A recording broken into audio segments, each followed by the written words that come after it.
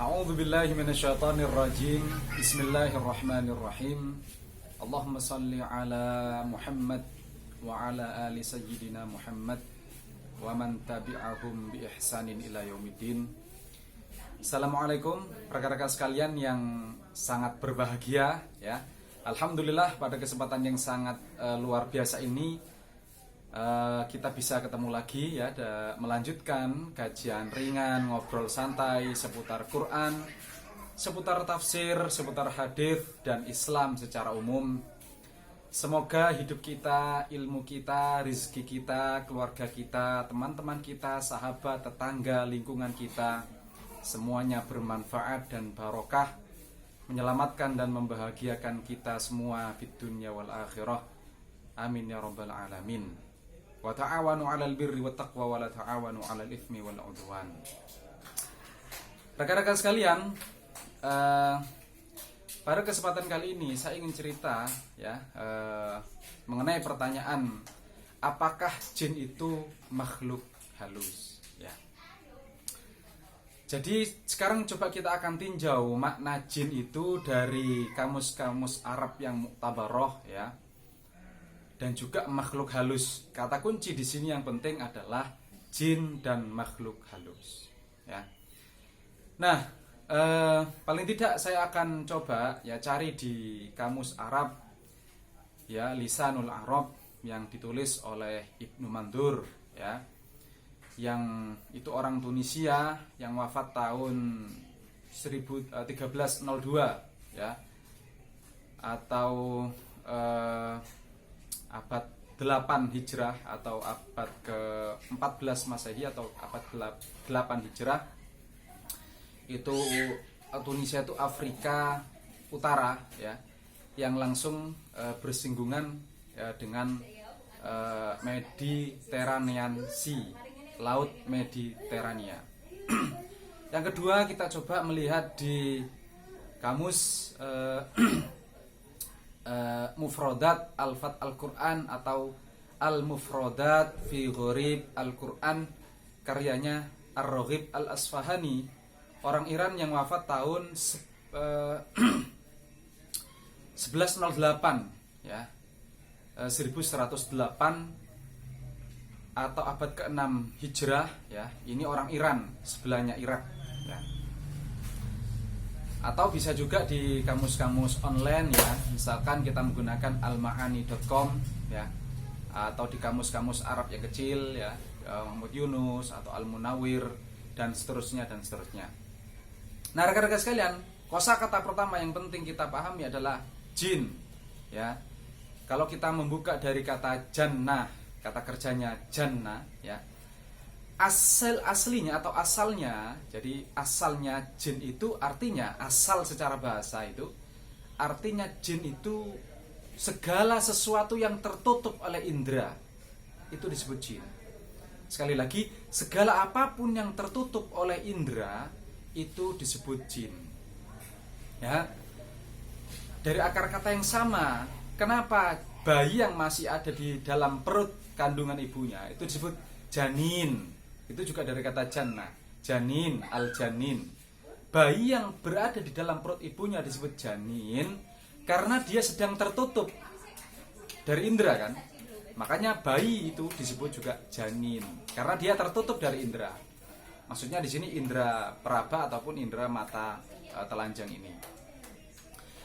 Kemudian juga perisai ya, tameng itu kalau perang ya itu kan ada perisai ya, semacam tameng gitu, sehingga orang bisa selamat dari sabetan pedang, tembakan peluru atau tembakan busur panah.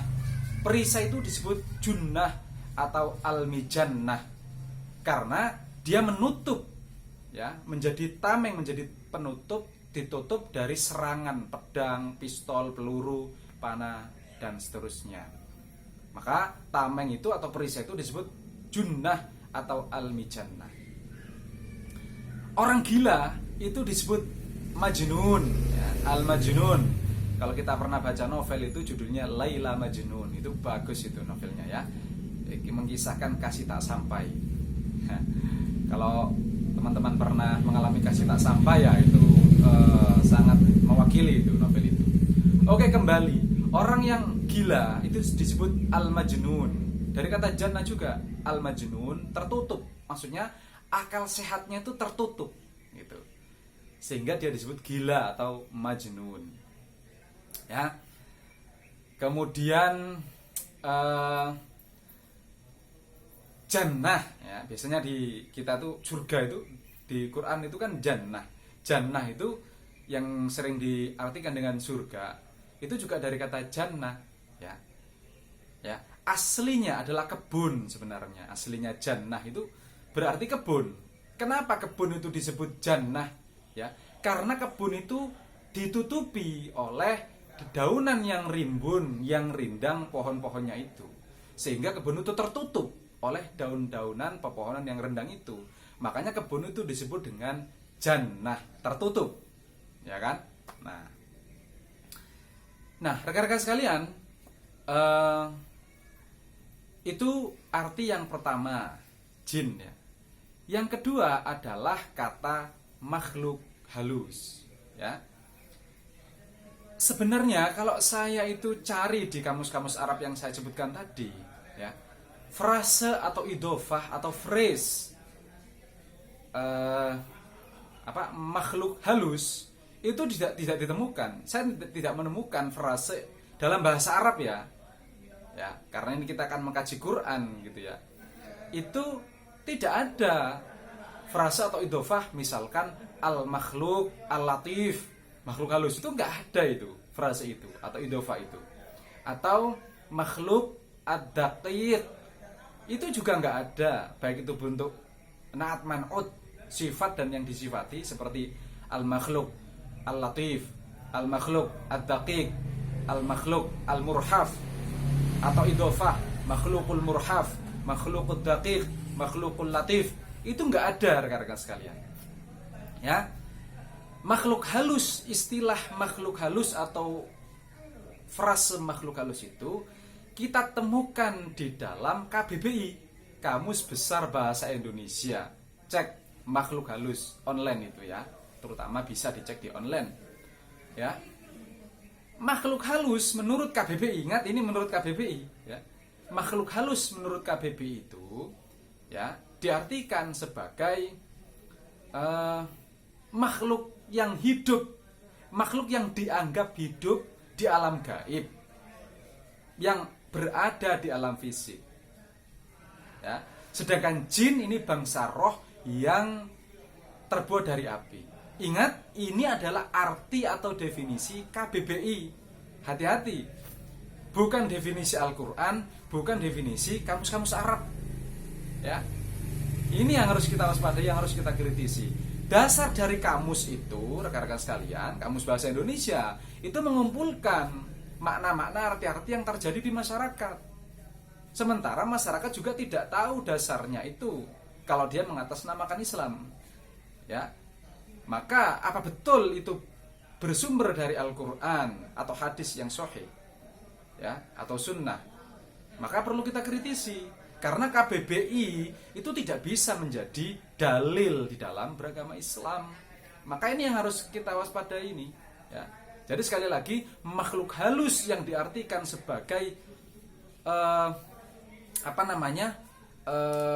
bangsa roh yang dianggap hidup di alam gaib, makhluk sesuatu entitas yang hidup, dianggap hidup di alam gaib, yang berada di alam fisik. Ini pengertian dari KBBI, rekan-rekan sekalian. Sekali lagi, bukan definisi Al-Quran dan juga bukan definisi bahasa Arab, tata bahasa Arab, ya.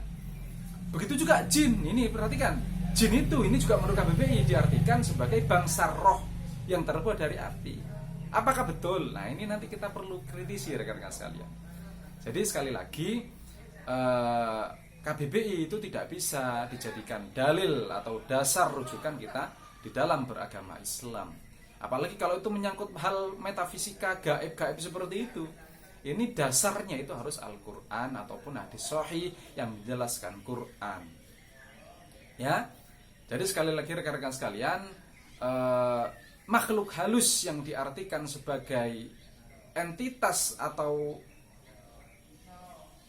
yang dianggap hidup di alam gaib yang berada di alam fisik. Ini definisi KBBI. Di dalam bahasa Arab, di dalam Al-Qur'an, ya, frase atau istilah makhluk halus itu tidak ada, tidak ditemukan. Ya, jadi al-makhluk, al-latif itu tidak ada. Makhlukud daqiq itu juga tidak ada. Makhluk al-murhaf itu juga tidak ada. Jadi rekan-rekan sekalian, kedepannya kita akan coba berpijak dari makna kosakata itu tadi, ya, jin, terutama al-jin menurut bahasa, menurut kamus Lisanul Arab yang ditulis oleh Ibnu Mandur, orang Tunisia yang wafat tahun 1302 Masehi tadi, ya, atau abad ke-8 Hijrah, ya. Itu diartikan sebagai, asalnya jin itu berarti apapun yang tertutup oleh indera, itulah yang disebut dengan jin. Kedepannya kita akan berpijak dari makna bahasa itu dan coba kita akan explore ayat-ayat Al-Quran yang terkait dengan jin tersebut. Untuk kali ini itu dulu rekan-rekan sekalian yang ingin saya ceritakan. Terima kasih atas perhatian. Wallahu a'lam bishawab.